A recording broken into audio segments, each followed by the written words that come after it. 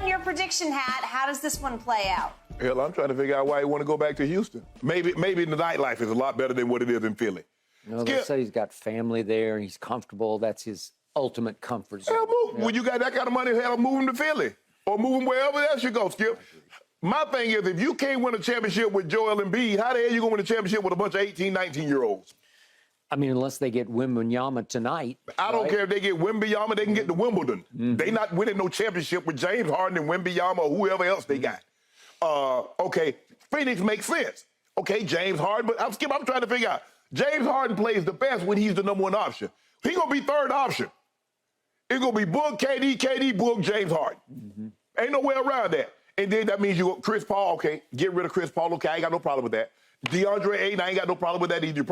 You should have signed DeAndre Ayton to an extension. Yeah. Therefore, you could have traded him. Yeah. But because you didn't and you waited to the 18th hour, you had to match the offer sheet that Indiana Pacers put on him, even though you know you didn't want him, but you didn't want to lose him for nothing. Yeah. He's going to probably be out of it this year. Okay. Now, Skip, let's just say for the sake of argument, the thing what I just said happens. They lose Chris Paul, they lose DeAndre Ayton.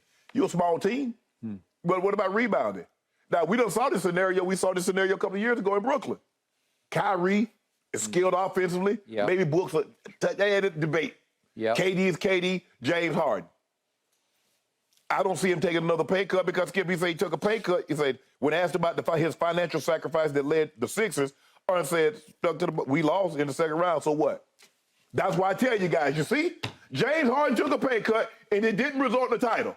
You gave them money.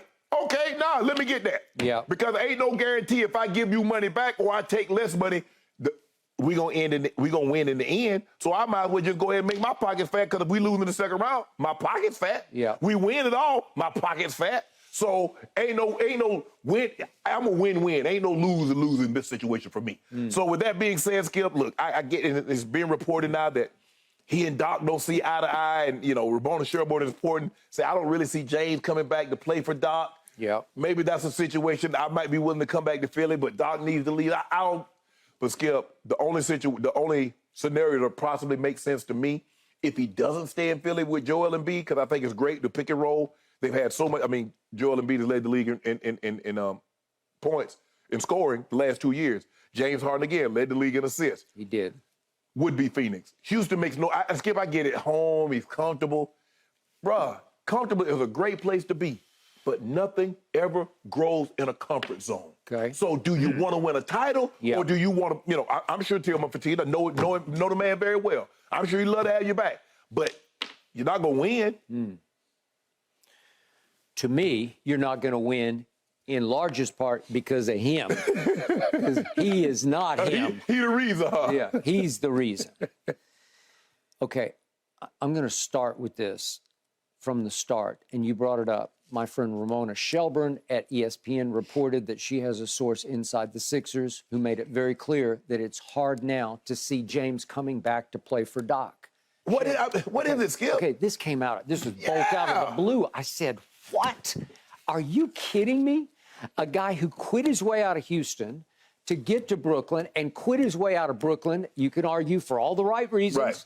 One step ahead of the disaster that it became. Correct. To get to Philly, to reunite with the guy who just worships him and Daryl Morey. Now he wants to go back to his old stomping grounds in Houston because he can't live with Doc Rivers anymore. Are you kidding me?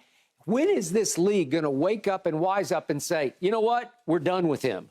Because at some point, he's going to become more trouble than he's worth. Because I know he led the league in assists, but look at what happens regularly to him in the playoffs. He's either a choke artist or he's an evil genius who has the game on a string and decides, I don't think I want to win this game because I'm sick of Doc. Shannon, if you had told me going into the playoffs that he was sick of Doc Rivers already, I would say, there's no way I'm picking this team because this is a troubled basketball team. And it was, and it played like it when push came to shove against the Boston Celtics. Let me tell you why the NBA ain't going to say enough of this guy. Skip, there's 30 NBA coaches. Let's just say for this argument, there's 10 superstars. And also for this discussion, we say there are 10 stars. Yeah. So that's 20. So in other words, there are more coaches than there are James Harden, even if you don't believe James Harden is no longer a current superstar. Yeah. I think you put him in that star category right now. So that's why they'll continue to like jettison coaches to satisfy star and superstar players. Shannon, in the 4 losses to Boston, he was terrible. 3 of 24 from 3. That's 22%. I can't tell you how many turnovers I had to watch. Eyesore turnovers. It was, at times, it was beyond Russell Westbrook because it mattered so much. Russ in the regular season just goes crazy. I thought Russ actually played pretty well against Phoenix in the first round. I think so, too. As kind of the solo star because there was no Kawhi, no Paul George. And I was impressed because he played his tail off. Okay, James never plays his tail off.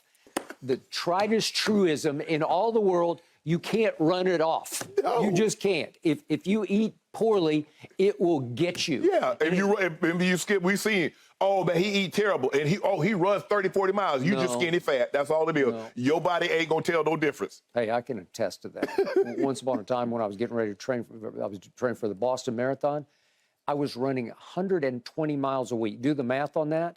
And I was eating horrible.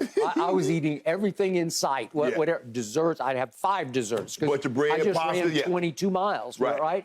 Okay. Body fat went up, muscle content went down. I look way better right now than I did then, and I'm not running any 120 miles a week. So you're exactly right.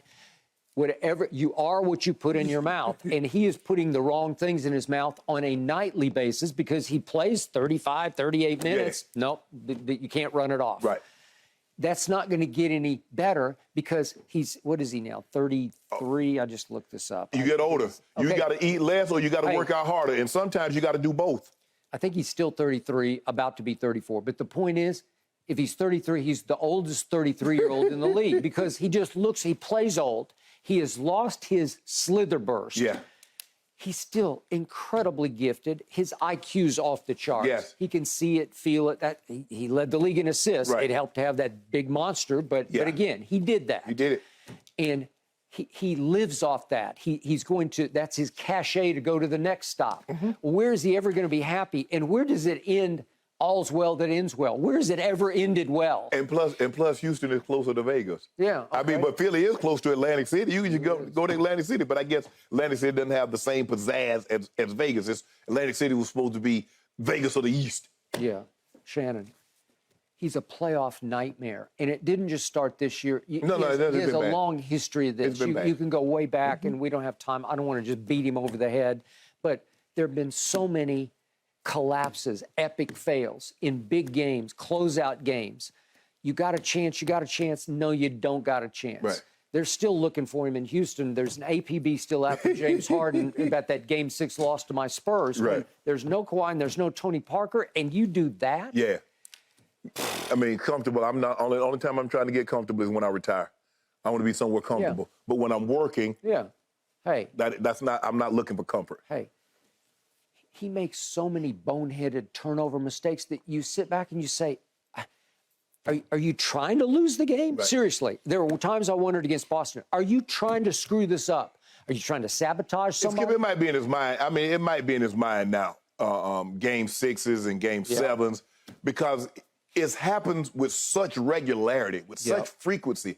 You're like, ain't no way a great player like this can play this bad in this many elimination or closeout games. How is that possible? You got to be able to have one skip where you just turn the lights out the building. Okay. Yet in Game 1 at Boston and Game 5 at Boston, he did that. He did. And he did that. Yeah. And you say, well, he's still capable of doing that. Well, then, wait a second. You got to close out Game 6 at home, and he goes 4-16. Then you go back to Boston, and he goes 3 of 11. Okay.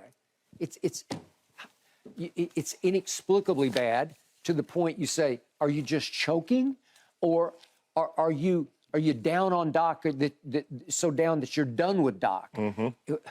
Where does it stop? At some point, you know how this league is. At one point, if everybody starts looking sideways at each other, like, you going to do this or you going to do this?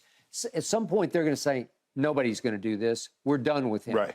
Because as skilled as he still is, still capable of hitting a walk-off shot in game 1 and a big shot in overtime in game 5. I wouldn't want him on my team. I don't think you can win around him as one of your central figures on your team. He sends all the wrong messages to young players. So go back to Houston with that young team. Listen, Ime Udoka is the truth. I know he went through his issue. I got that, and I accept that, and I believe he paid his price. But he paid more than the price. Okay, you got it. He's the new head coach in Houston of a young team. Who knows? Maybe they hit the lottery tonight and they got the big fella. What is he, 7'5" tall? Maybe they got him. Maybe they got a chance to really go places.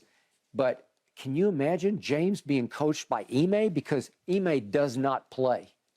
I know what he is. He is inside and out a defense-first basketball coach. And I still say Boston isn't quite the defensive team they were last year, but Jason and Jalen they just keep getting better and better, so they can lift you up.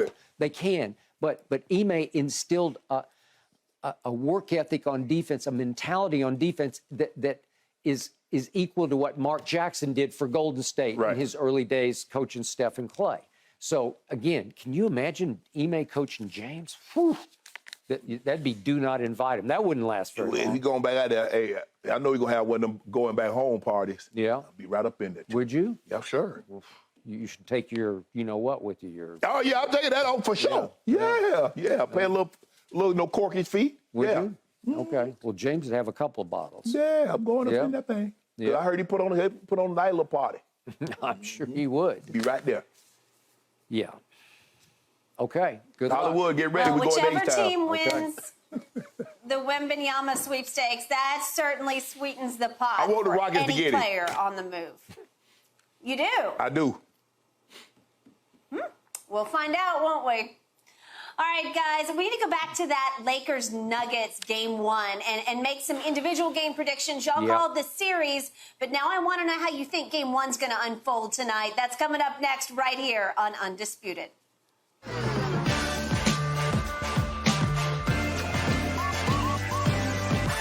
Thanks for watching, Undisputed fans. Subscribe here to get the very latest from Skip and Shannon. Plus, go watch a few segments from our other shows on FS1.